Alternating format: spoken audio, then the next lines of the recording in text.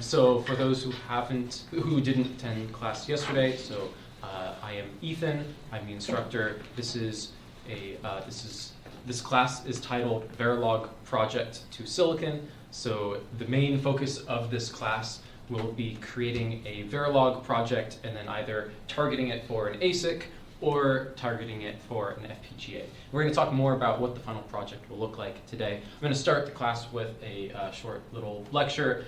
Most of class time on Wednesdays and Fridays, though, will actually just be almost like office hours / group work, trying to make sense of the assignments that I have given out and trying to install the tools. It's just so much easier to install the tools when you're surrounded by 20 other people that are having the exact same problems as you. So so that's kind of the main purpose of Wednesdays and Fridays. Mondays, there will always be a full class lecture where I will try to cram in a bunch of tips and things that will help you throughout either your careers or specifically in this class.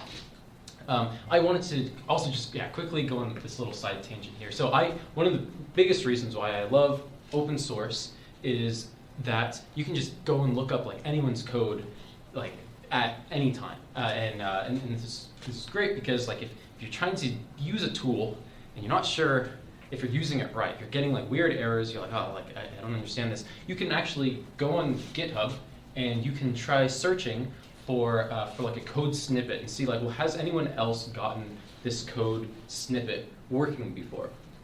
And I was encountering this yesterday. I was trying to set up your Verilog project template that I shared on Piazza, and then I also added it to the assignment markdown file. So yeah, so I shared with you a Verilog project template, which you should all use to get started with your homework 1. But what I ran into is, so anyone heard of Variable?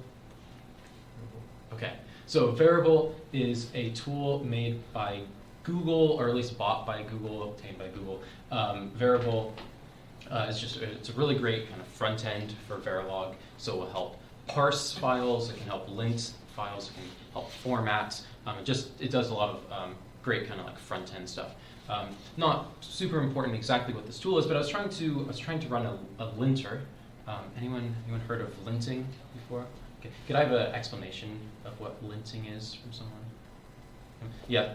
It's just like making sure that you have correct syntax, that you're not doing anything that won't compile properly. Just making sure that your code will compile. Yeah, exactly. So it's just a way of kind of like checking all of your code, just to make sure you're kind of on the right track, that you don't have any weird syntax errors, maybe also that you don't have weird formatting discrepancies. Yeah, so that's what a linter does. And I was trying to run variable linting on the bespoke silicon group basejump STL repo. Anyone heard of this?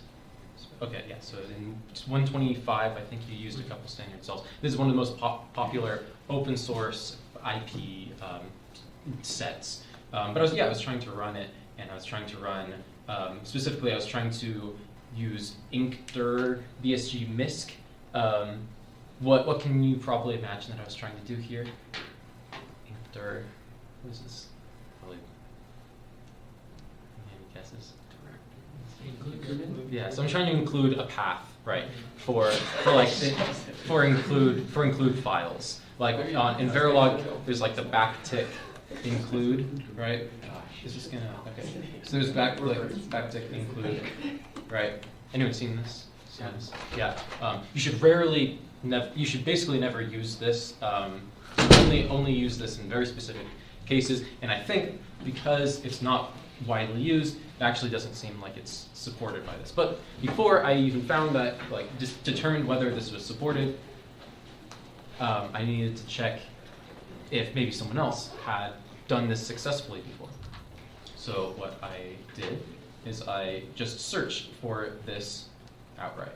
And I searched for variable Verilog lint inkdir, and I saw if this existed anywhere. So first I put it on Google. There's a bunch of things, and I Googled all sorts of things and couldn't really find anyone who used this. I also went on GitHub, used the search feature. Has anyone used this before? Okay. This search feature, especially in this class, is going to be your saving grace, because if you're trying to learn, like, oh, like what is the syntax for calling variable Verilog lint? Like I'm trying to understand like how this works. It sometimes is just helpful to just search for this command and see a bunch of other open source projects that call this command, and so that you can understand how to use it. Okay, so anyway, so I searched for this, and it was very sad. There were only, I guess, 2 code instances, and it was not at all what I was looking for, and I was very sad. And from all this, it was maybe like a half-hour like rabbit hole that I went in. I decided to make it a GitHub issue, and it turns out that actually it's just not even supported. So, anyways. But yeah, that's only really like you're only really able to know that. Overall, this was a successful kind of deep dive, because I could have spent like a whole day on it, but instead I was able to see, it's like, oh, like no one on all of GitHub has been able to get this working, so therefore I know that like I shouldn't feel bad about not getting it working, and yet so I made an issue. There we go. Functionality does not yet exist. Okay. Okay, cool. That's just a little rant. Please, try to use this as much as possible. I'll probably pull up other examples of debugging things throughout the quarter. I'll be like, hey, look at this cool bug that I just solved. Like maybe this will be a useful teaching experience for all of you. Okay, cool.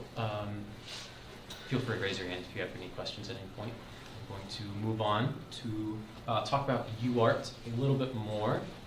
Okay, so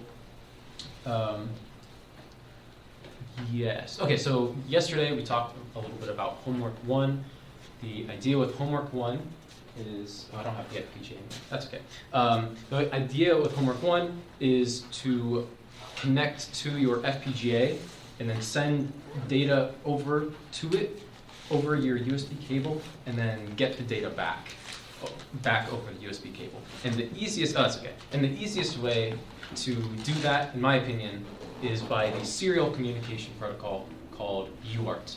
And so there's all sorts of different serial communication protocols. Like we could be doing any other protocol. Like we could be doing, what are some other serial communication protocols that we spoke about, or like briefly just mentioned? What other serial communication protocols are there? Yeah, SPI, yeah. And there's I2C and PCIe, technically also USB as well. And yeah, so the idea with UART though is it's extremely simple. Like if you were just thinking in like a vacuum, you're like, okay, how do I implement a serial communication protocol? Well, maybe what you would think to have is just a single wire. I thought this. Oh, here we go. Yeah. So maybe you have a single wire that comes out of a transmitter, and this wire then is sent into a receiver, and maybe it's at like a logic level of like 3.3 volts down to 0 volts. And you can just think of like, okay, when you want to start sending data, you pull the signal to low. That signals that you are starting to send data. And then after that, then if you want to send a 1, then you send a 1. If you want to send a 0, you send a 0. And you send that for however many bits that you decide. And then at the very end, then you pull the signal back up to signal that you are done sending. So that is how UART works, and it's quite simple. There are other types of serial communication protocols that have like weird like edge encoding things or more like logic values. But yeah, so it's basically just sending each bit like one after another. And okay, cool. So that's just a quick summary again of UART. And so yeah, now the question is, well, how do we actually get this working on the FPGA? And can anyone remind me, what do we need to do to communicate now from our computer over UART to the FPGA? Like, what do we need to do? And actually go and explain to the person next to you again. Take a minute and explain to them, how do you communicate to your FPGA over UART? Yeah, but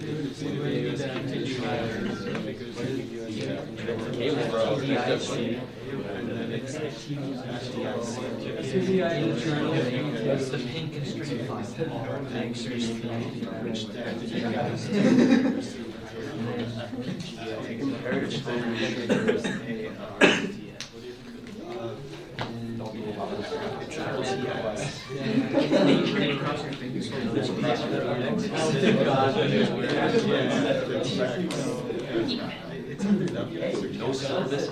Moderate is something I'm not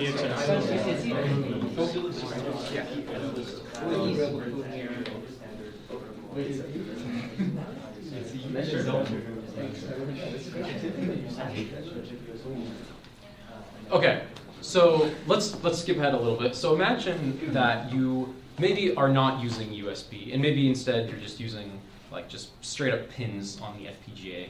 And so you're using pins, and maybe you already know that you have a transmitter that is correctly sending over data to this pin on the FPGA. Like in your pin constraints file, you set it up to where like you know that whatever pin, maybe pin 5 or something, is going to be receiving a UART signal. So then, what can you now do to kind of parse out that serial bit of data? If you are an FPGA engineer and you know, okay, I'm going to be receiving data on FPGA, on UART through the transmit pin, what do you do in order to kind of parse that out? Yeah?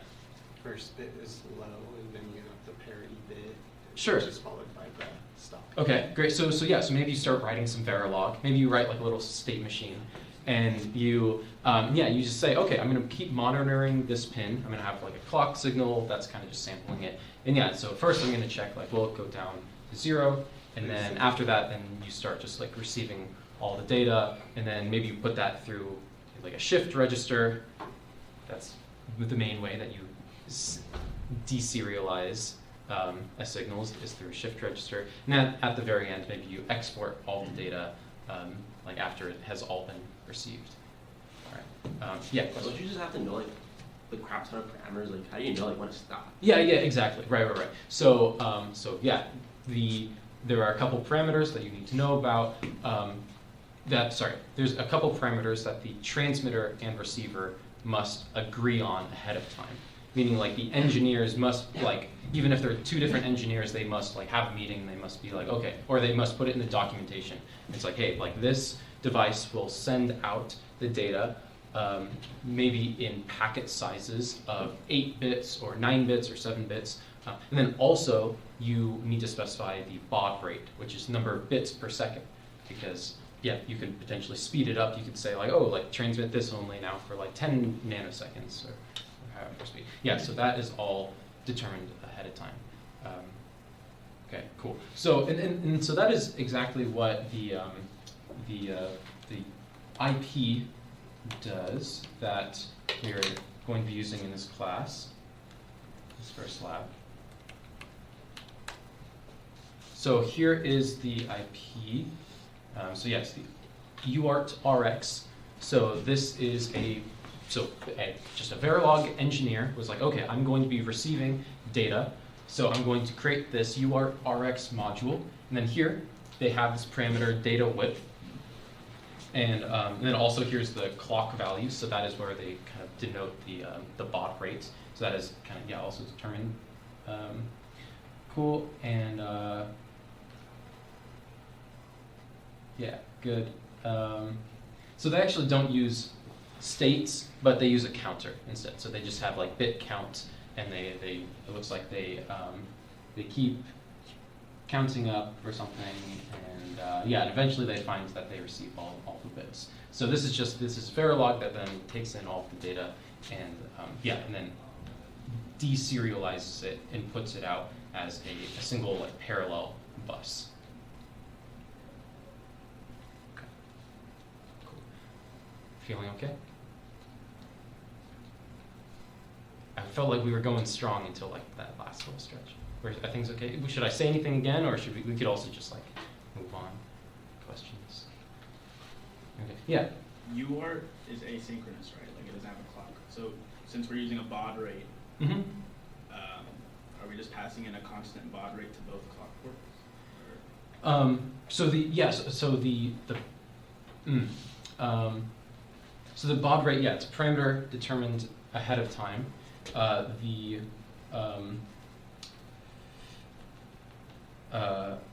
we say that this is asynchronous because there's not an established clock signal that's being sent alongside this. If it was a synchronous serial interface, then there would be a whole nother wire, and the whole other wire would oscillate between 1 and 0, and it would denote how often the bits are being sent.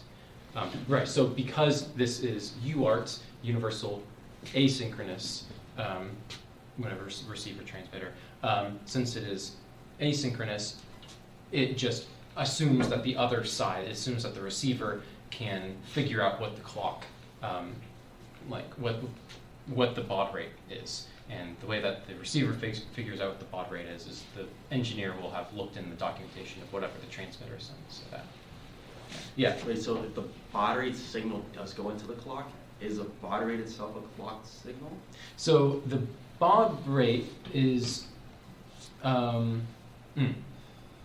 So the baud rate is actually determined by, in this particular module, there's all sorts of implementations. The baud rate could either just be set exactly to, your clock frequency could either be set to exactly what the baud rate is. Like you could just have two, like you'd have your transmitter and your receiver. You could have your receiver just have its clock frequency be at the baud rate, so that it samples exactly at the same rate that it's receiving bits. You could have that where the clock rate is just the baud rate. Instead, what this module happens to do is it actually has this prescale input, and this prescale input will just say how many times does the clock actually oscillate in one single bit being sent. So with the clock frequency and the prescale, that's how you determine the baud rate. Yeah, and I think I can actually pull up and this is all something I recommend kind of just playing around with, but let me see if I can pull up a project that demonstrates this.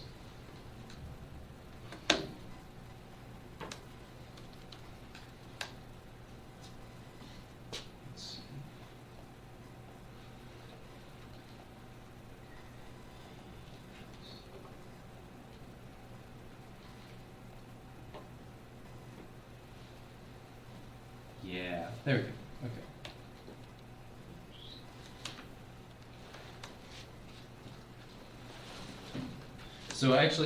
Anyone use Desmos? Okay, cool. I love Desmos. Anytime there's any sort of mathy thing ever in my code, like weird scalars and things, I will always make a Desmos graph and then include a comment to the Desmos link.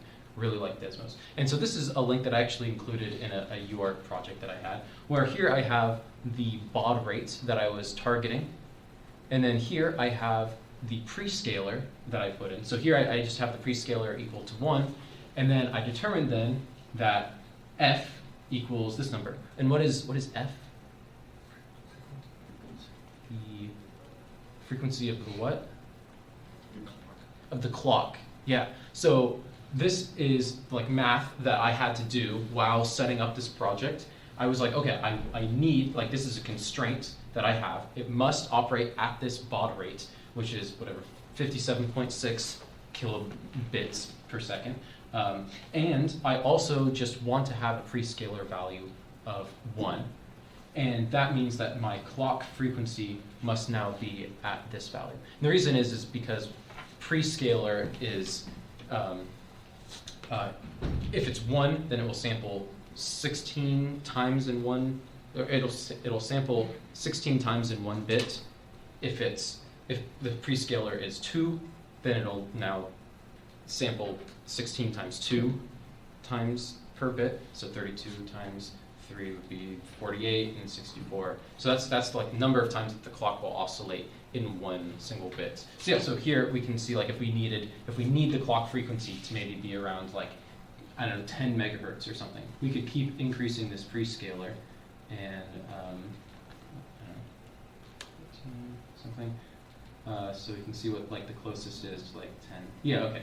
So if maybe our clock frequency needed to be around 10 megahertz, maybe not exactly 10 megahertz, megahertz. But here we can see that the clock needs to be, here the clock is 10.1376 megahertz. And if we set our prescaler value to 11, then that means that now our baud rate will be equal to this value. So this is just math that, like, as an engineer, like, I just need to kind of do anytime I'm doing like any sort of UART thing. It's like thinking about both the clock rate and the baud rate, and then in this case, the prescaler value. All right. Makes sense. Yeah. Yeah. Theoretically, your clock frequency is going to be set, right, beforehand? Not necessarily, because you can just throw in a PLL, and that's probably fine. Yeah. But your PLLs have a kind of a range that they work best in. So yeah, maybe our PLL needs to be around 10 megahertz or something. Yeah. Where does the 16 just come from? The 16, I'll show you. 16, completely arbitrary, just comes from the comes from this code. And I looked in this code and I just found the 16, and it is I think right here. Is that right? Maybe that should be 8 instead. Yeah. I thought it was 16. I don't know. I might be getting it off by one error. It might be 8 instead. Also, the prescale was 16 bits. Hmm? The prescale width was 16 bits. Does that have to do anything, or is it just coincidence? If you look at the input wire, it's 16 bits. Yeah, prescale. I don't know if that has to do anything with your 16 in the calculation. Or not. Yeah, I don't know. I think it's just arbitrary. I think it just sets a max. It's saying that the maximum value of the prescaler is 2 to the 16. Yeah. Okay. Crazy frequency. Cool. Okay. I was going to say something else. Okay, is this feeling okay? I think, yeah, it'd be best if we kind of just started working on this. I'll show you the canvas really quick.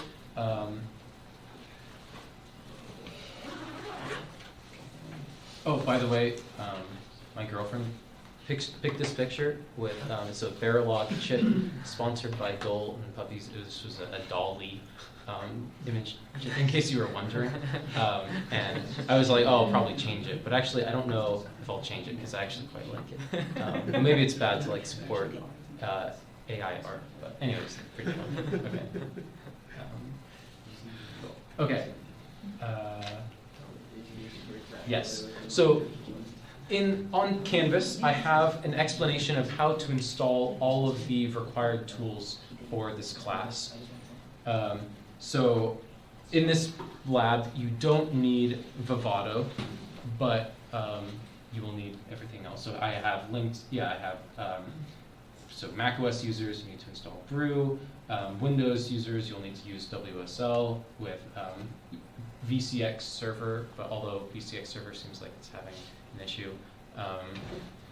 If you want, you can probably use a VM, but this is how I'm used to setting everything up. So yeah, you're welcome to do that. And then here is talking about the OSS CAD Suite project. Anyone heard of this? OSS CAD Suite. Okay, so I'll just quickly say this is a great project maintained by Yosis HQ, which is the company that maintains the open source synthesis tool Yosis. This tool, or this project, compiles all of the most popular open source Verilog and hardware tools. So you can see it has basically everything that you can think of. Yeah, cool, great. It unfortunately is missing a few things. So that is why if you scroll down, you also, I also have listed ZachJS SV2V, which is a great project. And then down here is Variable. Variable's technically optional because I couldn't get it working in the starter code, but you're welcome to install that. Good. And then here is explanation on Vivado. I don't know how to get Vivado working on macOS, so hopefully you can all kind of collaborate on that. And then here's a guide on USB pass-through for WSL. So this is all on Canvas. Go and pull it up if you have any questions on that. Do you have a question? Can't find this Oh, on Canvas. is it? It should be published. Tool Oh, installation. I'm stupid. Yes, Cool. I'm stupid. Okay. So it's I mean, I installed the last 2 tools, that's it, 2 okay. seconds. That's all. Can you use the other one? The extension. Yeah, we'll try. Okay, yeah. So wait, actually, really quick. Yeah. Any questions on what's going on? So the goal is to work on homework 1. Oh, actually, so sorry. There's one final thing I want to just quickly mention. That is the final project. So for the final project, it will be done in groups of 2 to 4, and I would like you all to start creating groups starting this week through next week. There's a whole timeline that I would really like us to keep to, and the thing that is due at the end of this weekend is a quick introduction post on Piazza. I will make a Piazza post, and it'll be like, oh, like, please introduce yourself. And then below that, I want you to create a follow-up discussion where you introduce yourself and explain what projects you are interested in working on. It should be about maybe like 2 to 5 sentences. And then after that, then teams will be formally created, and you will need to create a project submission, or project proposal. It'll be a 1-page proposal outlining your ideas, what FPGAs, what tools you want to be using. I don't have enough FPGAs for this class yet, so it's very important that if you need like a specific bit of hardware, if you wanted to, maybe like a PCIe-driven FPGA project or an Ethernet-driven FPGA project, that's fantastic, sounds awesome. Just let me know as soon as possible so that Bells can order you whatever FPGAs you need. Yeah, if there's like a specific project that you've been wanting to do for forever, or maybe you're already kind of working on it, this is a great opportunity to get a little bit of funding, because now you can just be like, oh, like, can you buy me this hardware? Like, it's for a class. And it's like, oh yeah, of course. It'll probably be property of Bells, so you can just use it, I guess, for this class. But yeah, so I won't read through this, but please read through this and make sure that you are following this timeline. And but yeah, most important is just make a quick little introduction post that is due on I believe Monday before this class. Sorry, Sunday. It's due Sunday. I'm on it. Okay, cool. Yeah, that's all I kind of want to mention about the final project. So yeah, please take the rest of class today to work on homework 1. I will probably continue just like standing up here and being like, wait, there's one more thing I forgot, and I'll tell you the thing. Yeah, try to install all the tools. If you've already done that, then go through all of the different steps. See if you can finish part 1 of the homework today. Okay, cool. Good.